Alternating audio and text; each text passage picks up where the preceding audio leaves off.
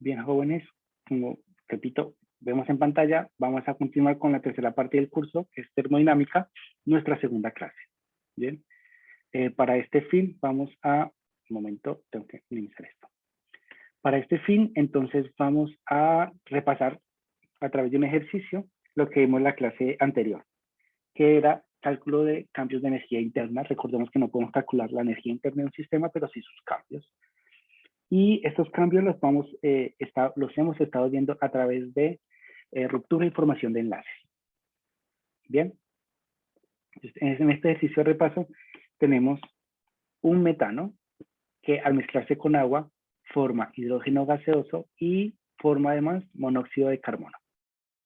Bien, aquí de manera ilustrada estoy mostrándoles la estructura de cada una de las moléculas que están involucradas en la reacción, con el fin de que podamos observar los enlaces más fácilmente que están contenidos en ella. Recuerden que, dado caso, en el control, si se llegara a preguntar esto en algún momento, se les va a presentar a ustedes las estructuras moleculares para que tengan facilidad en la determinación de estas cosas. Estas líneas que estaban acá, que ven como triángulo lleno y triángulo con líneas, son enlaces sencillos que corresponden, en este caso, al triángulo relleno. Es un enlace que sale de la pantalla hacia nosotros, y el que va con líneas es un enlace simple que sale de la pantalla hacia atrás de la pantalla. ¿Bien? Simplemente para darle una sensación de tridimensionalidad al dibujo. Entonces, en este ejercicio de repaso, recordemos que lo que debemos hacer es, con la tabla que tenemos en pantalla, nosotros empezamos a romper enlaces y a formar enlaces para determinar el cambio de energía en esta reacción. Vamos a escribir esto como: por este lado tenemos 4 enlaces de qué tipo, carbono-hidrógeno, sencillo. Es decir, tengo 4 enlaces de tipo carbono-hidrógeno que son sencillos. Bien. ¿Qué tengo además? Agua. El agua son 2 enlaces, oxígeno-hidrógeno.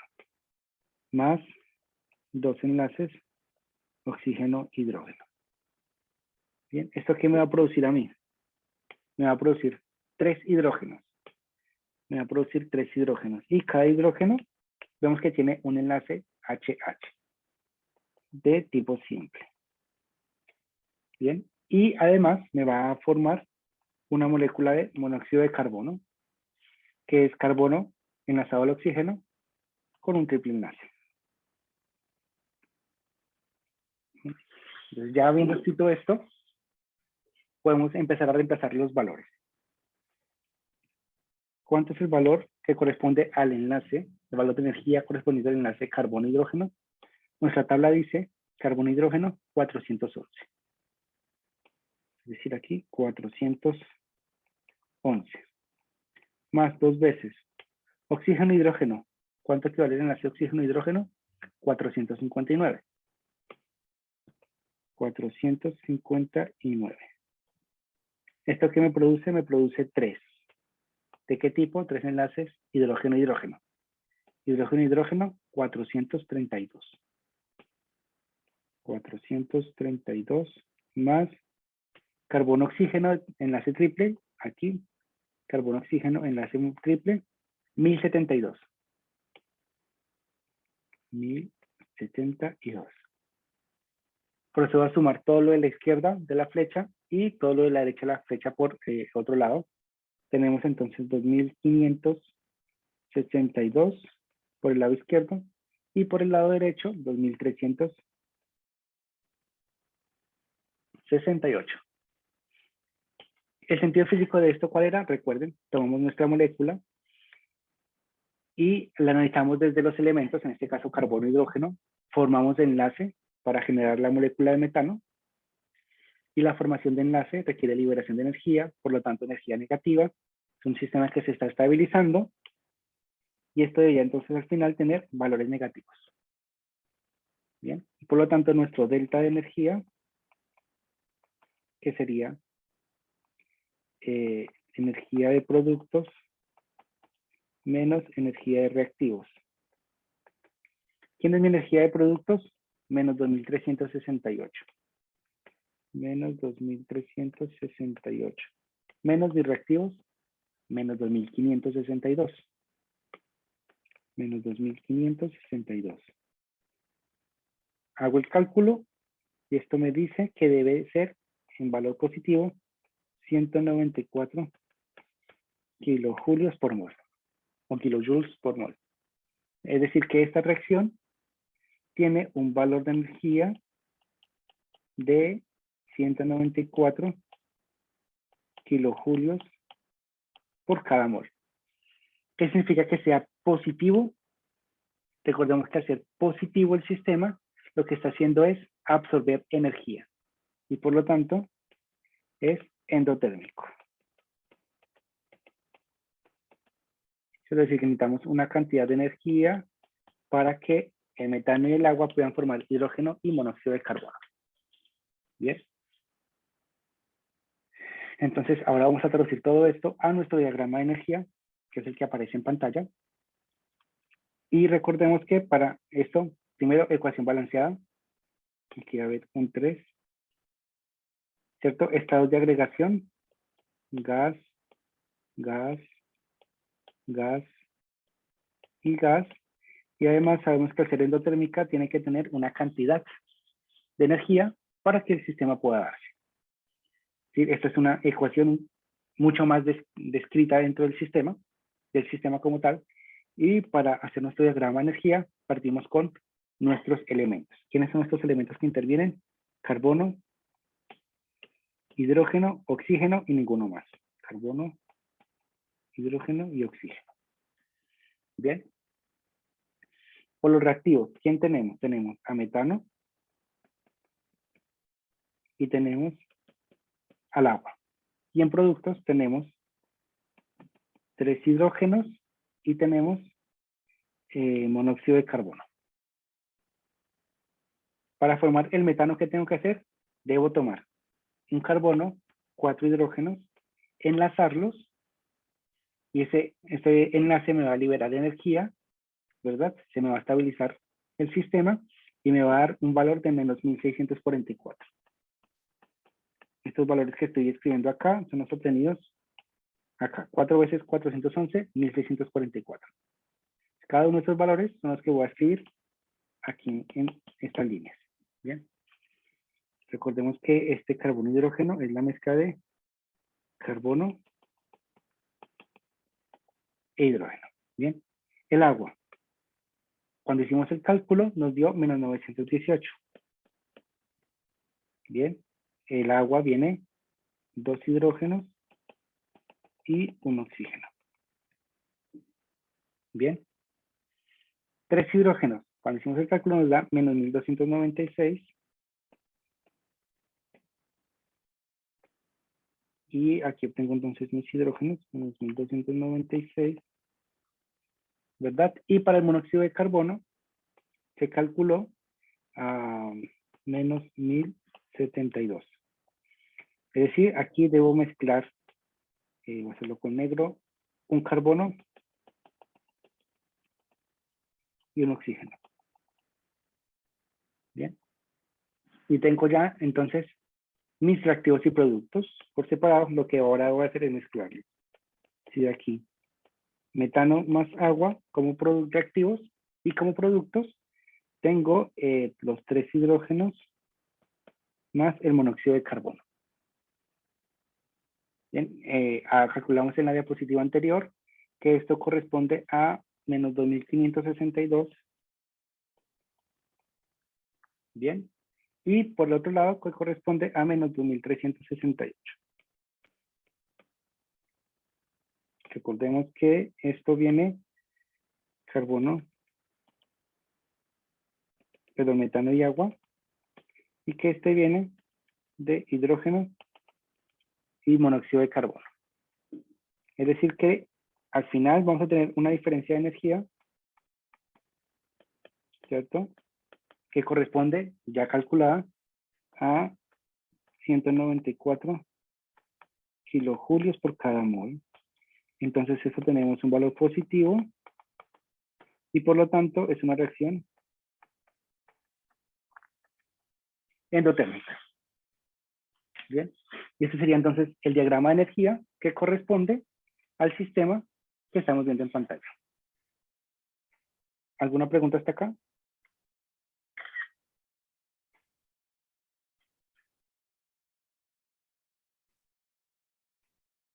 ¿Es claro? Me parece que hay una pregunta.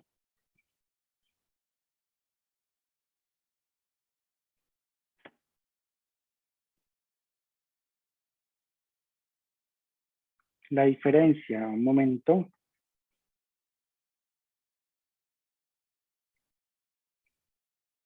La diferencia, recuerden, voy a transferir esto en un instante.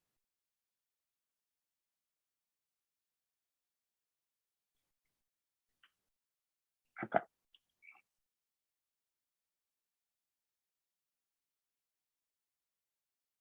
Estoy modificando la diapositiva. No sé si lo estarán viendo.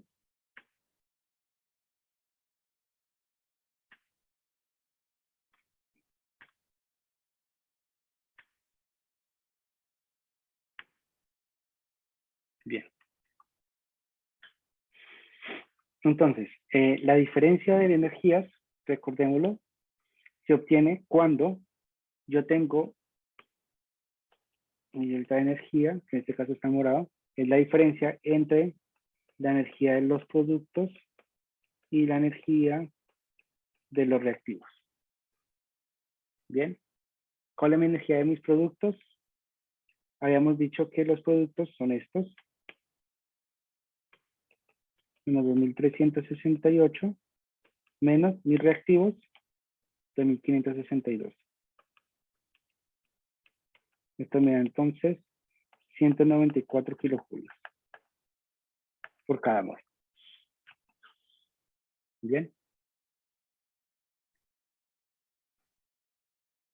Así se extrae la energía, que es el mismo cálculo que hicimos atrás, solamente que ahora tomé todos los valores y los traduje a un diagrama de energía, donde se puede evidenciar cómo cuando yo mezclo carbono e hidrógeno en forma de metano, se estabiliza mi sistema, cómo cuando yo mezclo hidrógeno y oxígeno, sucede lo mismo, y al tener estos dos, obtengo un valor de energía, estos dos un valor de energía, y la diferencia entre reactivos y productos me dice entonces a mí si la reacción es endotérmica o exotérmica.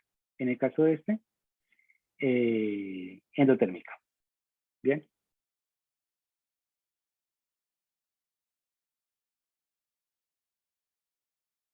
¿Alguna otra pregunta?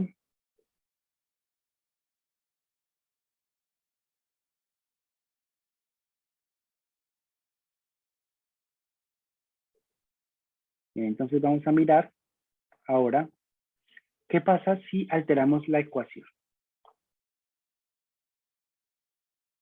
Bien. Y entonces existen varias maneras de alterar una ecuación química sin cambiar su sentido físico. Bien. Habíamos visto que cuando mezclamos metano con agua, producíamos 3 hidrógenos más monóxido de carbono y esa energía involucrada era una energía de carácter endotérmico de 194 kilojulios por cada mol. Bien. ¿Qué pasa si yo mi ecuación la balanceo de una manera diferente? Bien. Aquí decimos que es por cada mol, porque nuestro primer componente corresponde a un mol. Bien.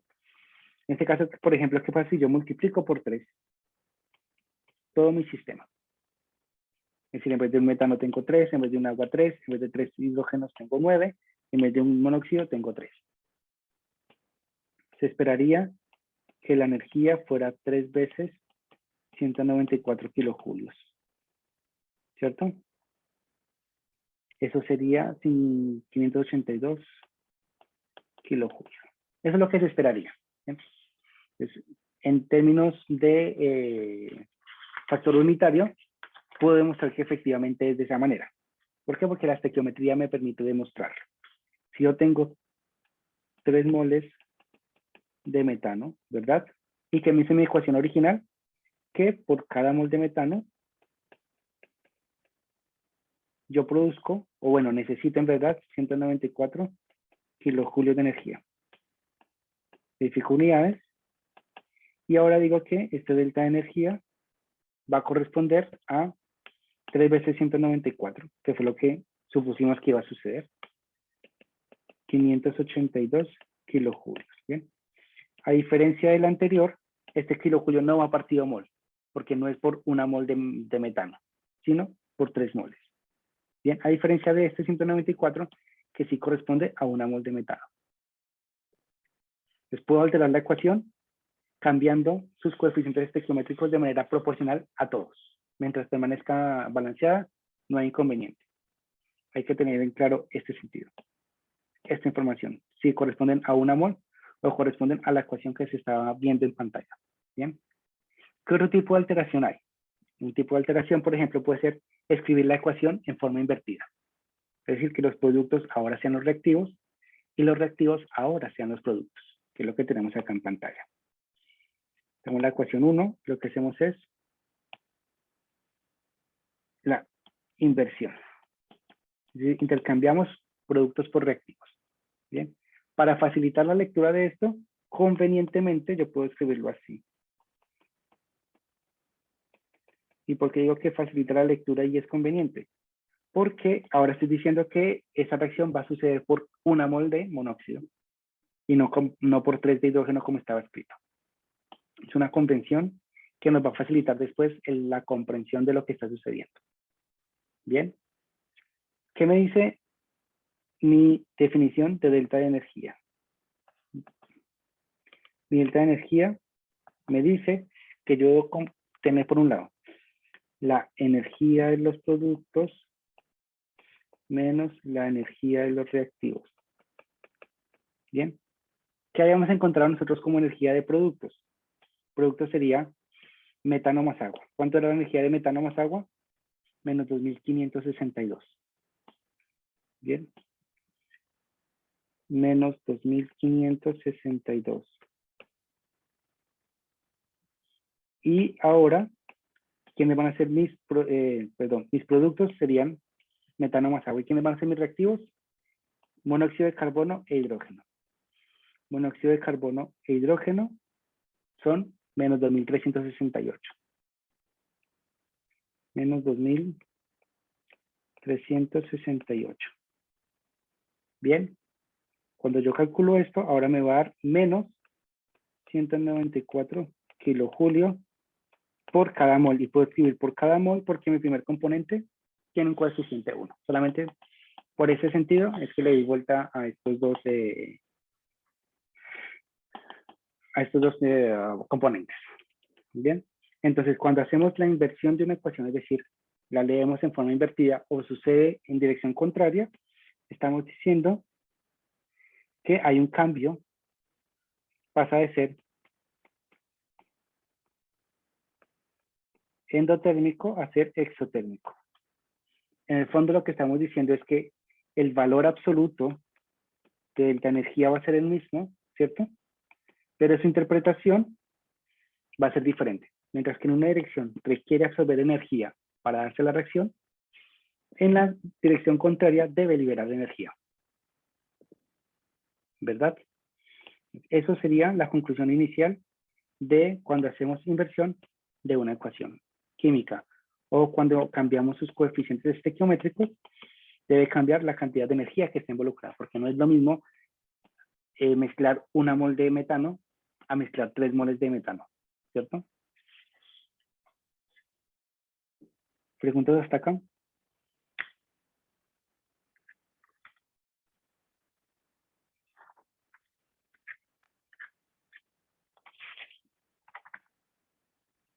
¿Es claro?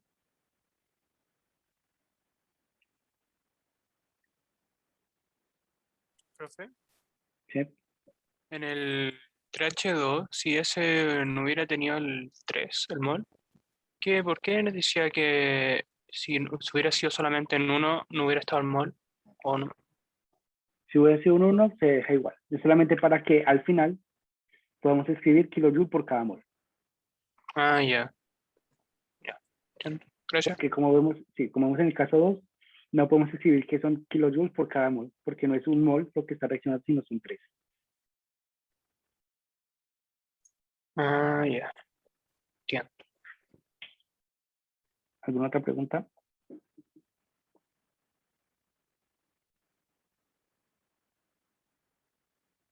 Bien, si no hay más preguntas, entonces, acabado el repaso, vamos a pasar a la primera ley de la termodinámica. Bien. Recordemos que nosotros sabíamos, bueno, hasta este punto hemos visto energía, concepto de energía, tipos de sistemas, sistemas abiertos, cerrados y aislados. Y a partir de ahí, con esos dos conceptos, definimos entropía. Bien. Y entonces dijimos que nosotros podíamos conocer la energía interna de un sistema si conocíamos su entropía, el volumen que ocupa y la cantidad de partículas que lo componen. ¿Verdad? Si conocíamos estos tres parámetros, conocíamos entonces la energía interna de un sistema. El problema con la energía interna del sistema era que nosotros no podíamos medir la energía interna del sistema, pero sí podíamos medir los cambios de esa energía interna. Y la metodología que usábamos para medir esos cambios de energía era a través de ruptura y formación de enlaces. Hacíamos un cálculo matemático, organizábamos un diagrama de energía y por lo tanto sabíamos el cambio de energía interna que posee un sistema como tal. ¿Bien? Entonces, recordemos que habíamos definido que esa energía interna, si queríamos saber cómo cambiaba esa energía interna, lo podíamos ver desde tres puntos diferentes. El primer punto era observar cómo cambiaba esa energía interna, ¿verdad? Si nosotros cambiamos su entropía. Si cambia la entropía, cambia la energía interna del sistema. Podemos observarlo de otra manera.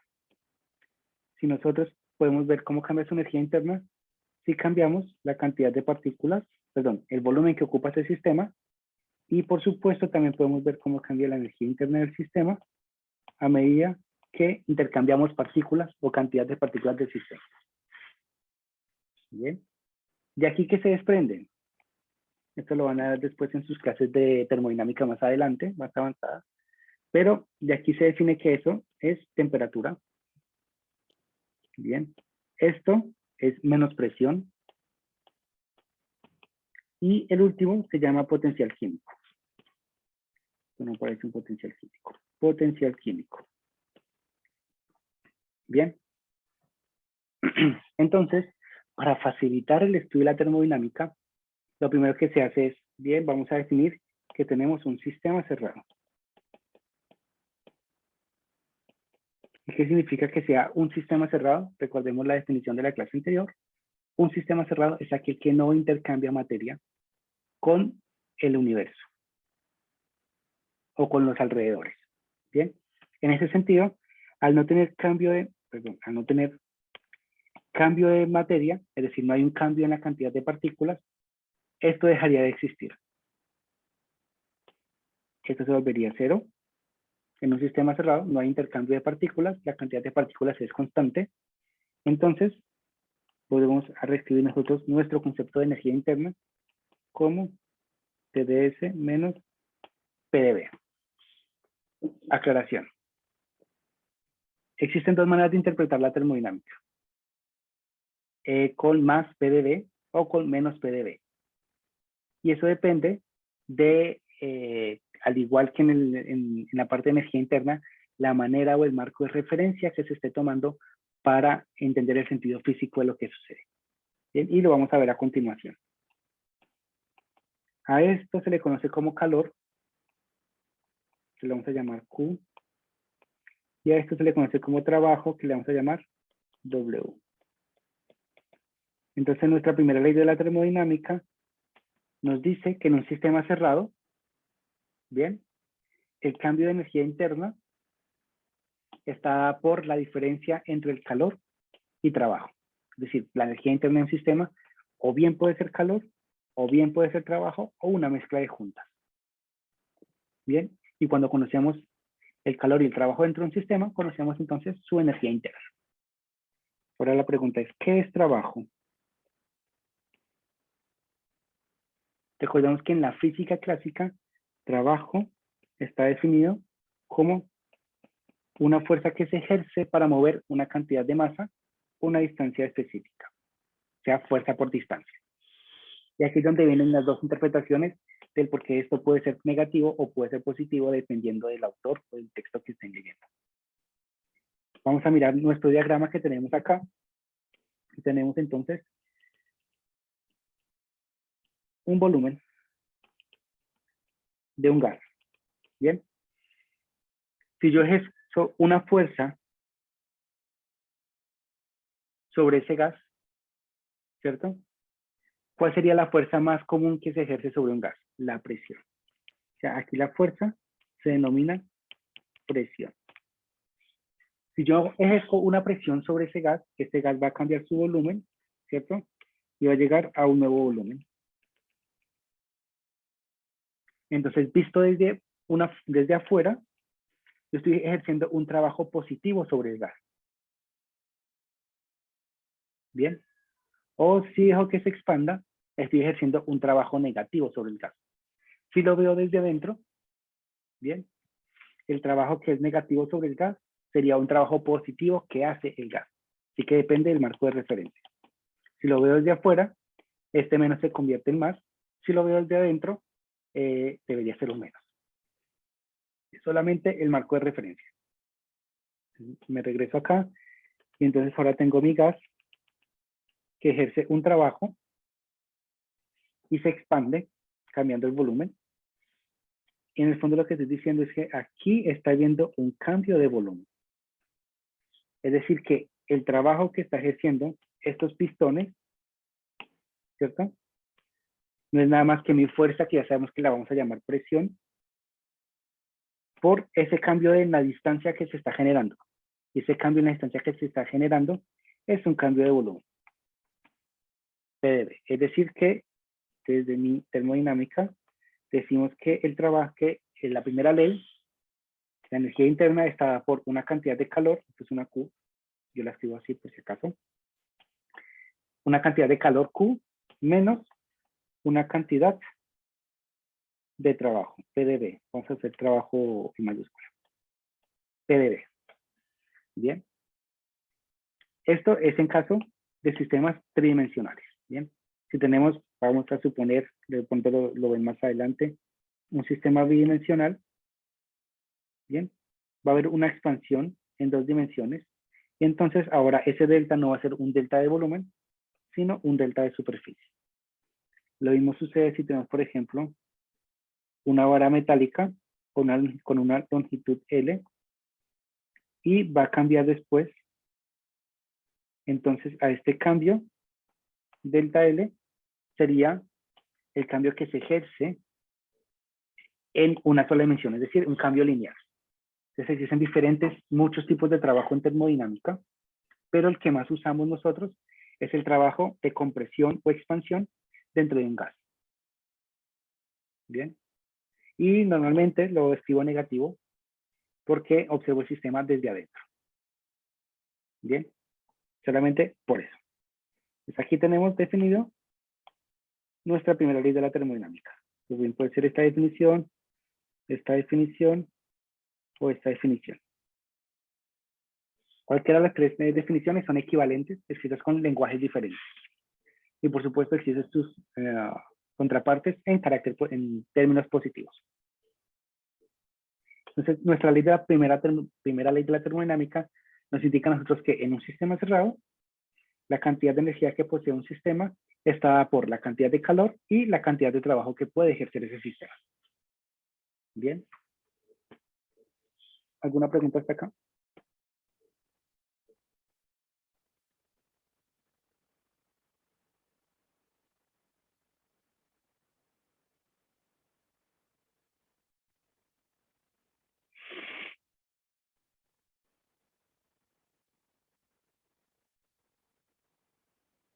Bien, chicos, si me preguntas, voy a proceder entonces a mirar nosotros ahora cómo vamos a medir ese tipo de energías y si es posible medirlas. Bien, y bajo qué condiciones podemos nosotros medir estas energías.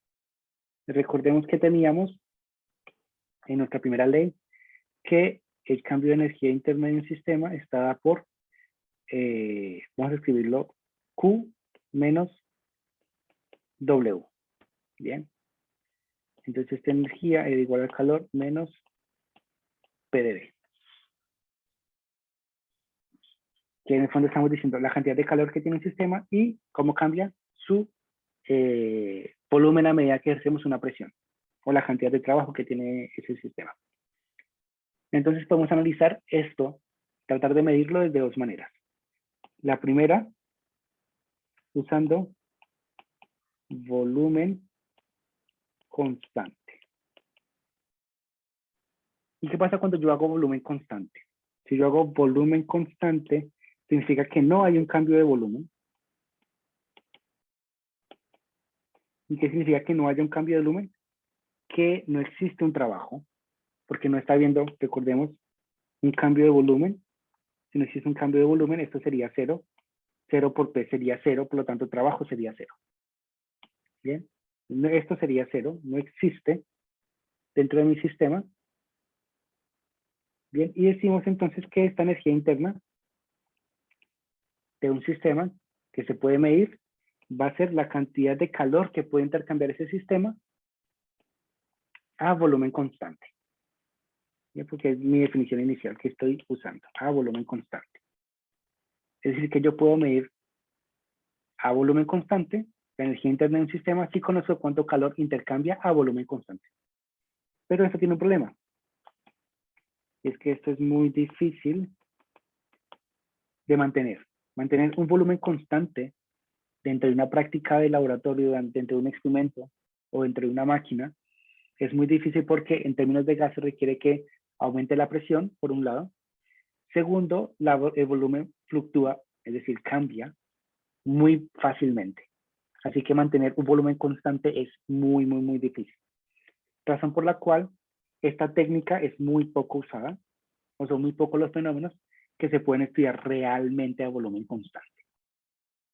Bien, aquí nosotros tenemos una ventaja,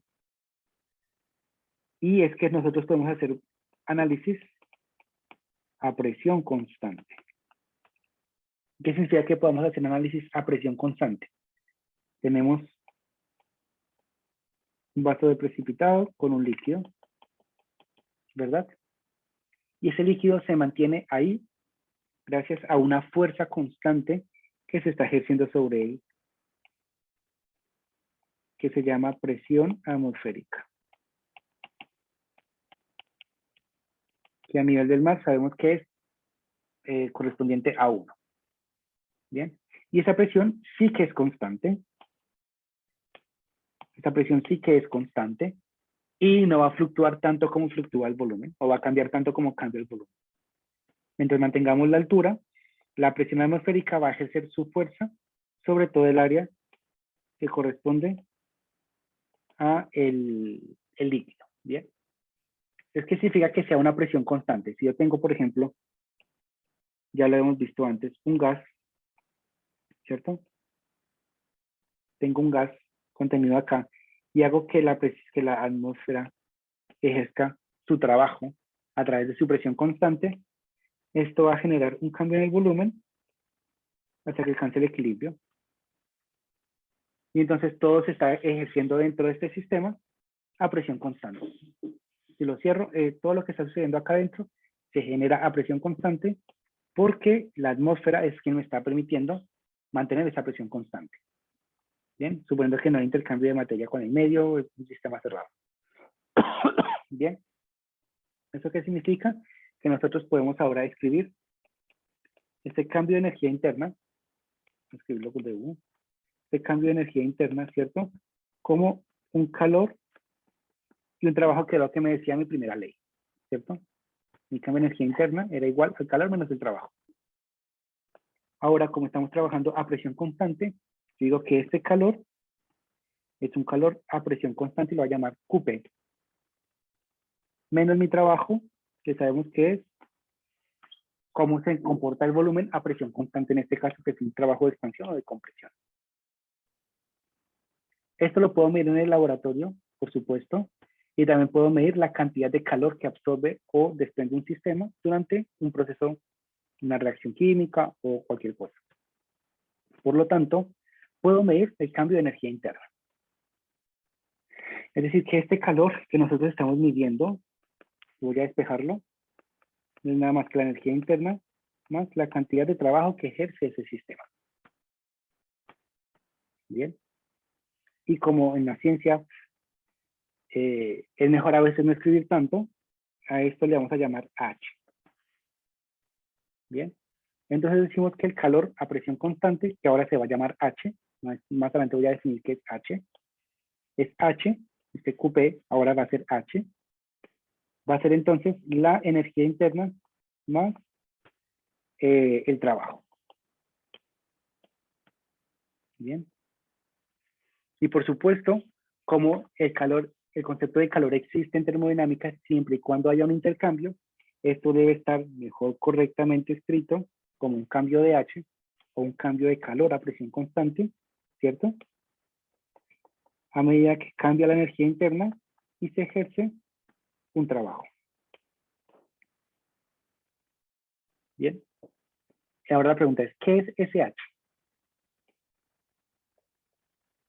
Esto que estamos denominando H acá se conoce como entalpía. Bien. Que entalpía simplemente es la versión fácil para decir calor, calor a presión constante o calor intercambiado en un sistema a presión constante. Para evitar decir todo eso decimos entalpía, que viene del griego intercambio de energía o de calor. ¿Qué es lo que estamos viendo nosotros? ¿Cómo se intercambia el calor? A presión constante. Entonces, fácilmente nosotros, por ejemplo, podemos tener un sistema, vamos a verlo desde arriba, un sistema, ¿cierto? Y ese sistema está generado, vamos a hacer que haya una reacción acá dentro de este sistema. Bien. ¿Cómo medimos nosotros la cantidad de calor que necesita absorber o desprender esa reacción? Lo que hacemos entonces es, lo introducimos en algo, vamos a suponer que ese algo sea agua, y entonces cuando la reacción empiece a suceder, va a empezar un intercambio de calor, ¿cierto? Entre el agua y el contenedor de la reacción, y nosotros podemos saber entonces cuánto calor desprende o absorbe esa reacción. ¿Cómo? Introduciendo un termómetro acá. Con el termómetro conocemos el cambio de temperatura. Conociendo el cambio de temperatura podemos saber cuánto calor intercambia la reacción con el agua y podemos saber si aumenta o disminuye la temperatura y por lo tanto si absorbe o emite calor. Bien. Y como eso lo podemos hacer a presión atmosférica, estamos hablando de calor a presión constante. Y ese calor a presión constante, para no decir eso tan largo, le decimos entalpía. Bien. Entonces, entalpía, que ahora es H, está asociado a la primera ley, gracias a que esta entalpía es el calor transferido entre el sistema y los alrededores. Es un proceso a presión constante, que era lo que estaba ilustrando en esta parte. Bien. ¿Hay alguna pregunta hasta acá?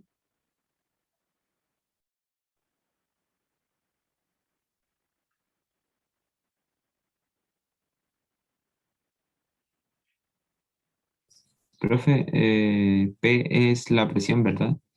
Sí, P es presión. Ok, gracias. Es importante, chicos, que tengan esto bastante claro. Cuando son cosas que son realmente importantes, yo les digo que es bastante claro como el concepto de mol, por ejemplo, para que puedan entender más adelante los conceptos de termodinámica. Bien, la U es energía interna. Lo que pasa es que a veces me mezclo definiciones, no definiciones, sino lenguajes, y lo utilizo U, o utilizo E, o utilizo un delta mayúscula, o un D minúscula, ese tipo de cosas. Así que es equivalente.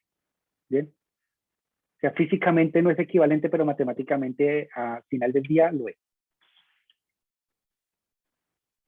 Sí, voy para allá. Entonces, recordemos, entalpía. Cuando nosotros partimos de la primera ley de la termodinámica, es decir, tenemos un sistema que es cerrado, ¿cierto? Y ese sistema cerrado, además lo estudiamos a presión constante. Lo que miramos es el análisis de entalpía. Y que la entalpía es el calor transferido entre el sistema y los alrededores. Bien. Que ilustramos anteriormente, que esa entalpía la podemos medir a través de este sistema, que nunca dije cómo se llamaba. Es un calorímetro. Bien. ¿Por qué? Porque mide la cantidad de calor intercambiado, en este caso, entre el agua y lo que esté sucediendo adentro. ¿Verdad? Y entonces aquí yo puedo saber ese cambio de calor entre el sistema y los alrededores, en este caso los alrededores del agua, a presión constante.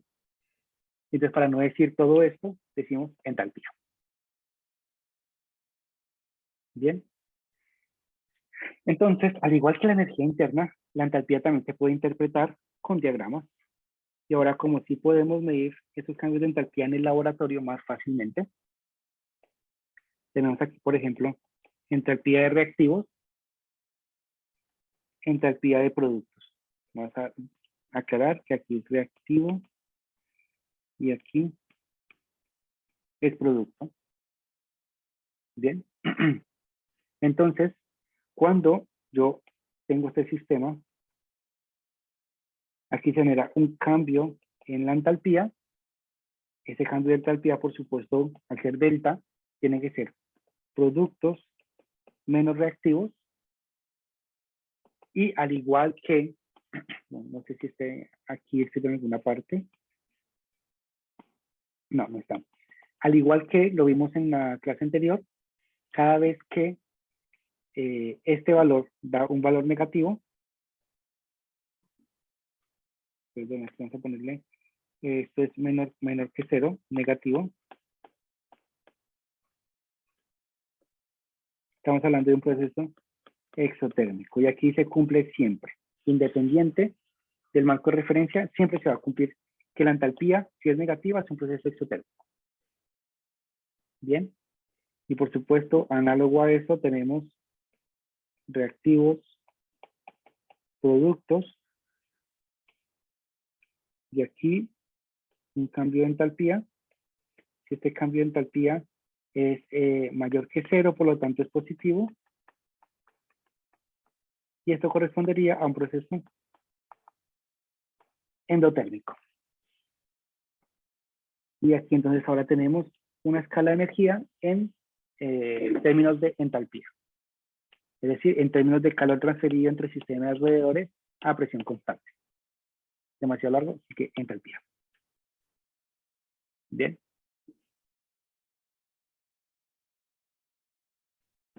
Entonces, esto nos permite a nosotros en el laboratorio muy fácilmente poder determinar el intercambio de calor ejercido y de manera indirecta la cantidad de energía interna que posee un sistema. Bien. Por definición, si nosotros calculamos la cantidad de energía, de calor transferido o absorbido y el trabajo que ejerce ese sistema, podemos saber el cambio de energía interna. Bien. O a medir sencillamente la entalpía a través de sistemas como de este tipo. ¿Alguna pregunta hasta acá?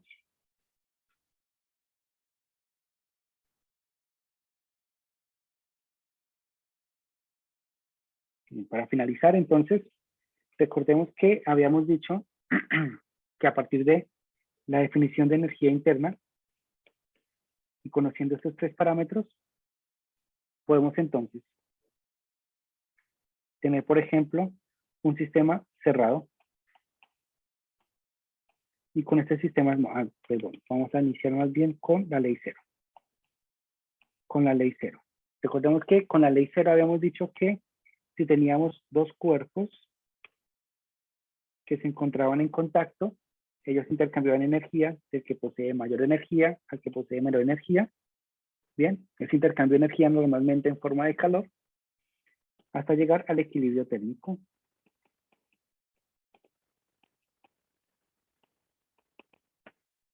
Bien, y eso entonces es como el resumen de ley cero de termodinámica.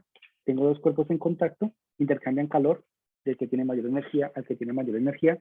Términos coloquiales, del más caliente al más frío. hasta que alcanzan un equilibrio térmico.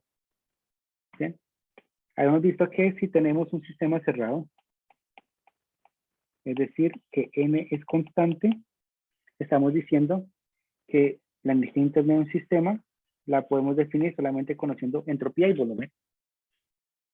Y esto nos da entonces entrada a la primera ley, donde nos dice que el cambio de energía interna de un sistema está dado por la cantidad de calor y la cantidad de trabajo. Y aquí existen dos opciones. Opción a volumen constante, que tendríamos entonces medición de calor a volumen constante igual al cambio de energía interna, pero vimos que eso es demasiado difícil mantenerlo en el laboratorio, así que usamos presión constante. Y cuando usamos presión constante, encontramos que delta U era igual a QP menos W y que QP era igual a delta U más W y que a esto le llamábamos H. Entalpía. H igual a U más W. Bien. Y entonces esta entalpía, que vamos a empezar a trabajarla a partir de la siguiente clase, ya vimos experimentalmente cómo puede medirse este calor a presión constante, ¿verdad? Es este calor a presión constante. Y la ventaja de esta entalpía es que, por ejemplo, podemos ver entalpía de una reacción. Bien. Podemos ver entalpía de una solución. Podemos ver entalpía de una combustión. Podemos ver entalpía, ¿cierto?, de formación. ¿Y cuál es la ventaja de esto? Por ejemplo, si yo tengo agua líquida, yo puedo saber cuánta entalpía o calor requiere para que pase de estado líquido, a estado gaseoso, ¿cierto? O a estado sólido. Algo que no se puede hacer con este tipo de cálculos, de regreso, con este. Porque aquí lo que yo estoy diciendo es tengo agua, que es esto, pero aquí no estoy diferenciando si esta agua es líquida, si esta agua es gaseosa, ¿cierto? Si esta agua es sólida. En teoría, la energía de enlace va a ser aproximadamente igual. Así que no van a haber muchos cambios en ese sentido. Pero la entalpía sí me permite a mí conocer con mayor precisión estos cambios de calor a presión constante en un cambio de estado. ¿Sí? Y esto nos permite a nosotros entonces encontrar con mayor precisión cambios de energía y energías asociadas, ya sean endotérmicas o exotérmicas, en procesos químicos, que en el fondo es de lo que se trata la termodinámica. ¿Bien? Entonces, la próxima clase vamos a empezar a trabajar sobre entalpía y ejercicios sobre entalpía. ¿Alguna pregunta hasta acá?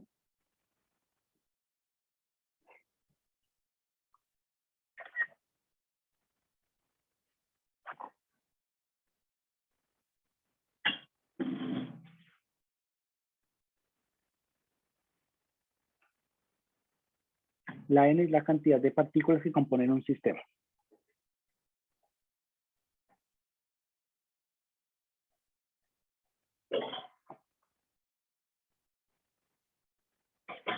Bien, chicos, si no hay preguntas, entonces pueden dejar en la caja del chat su presente y nos veríamos la siguiente clase. Que tengan un feliz día. Chao, profe, que esté bien, nos vemos. Adiós, que estén bien. Chao, profe. Profe.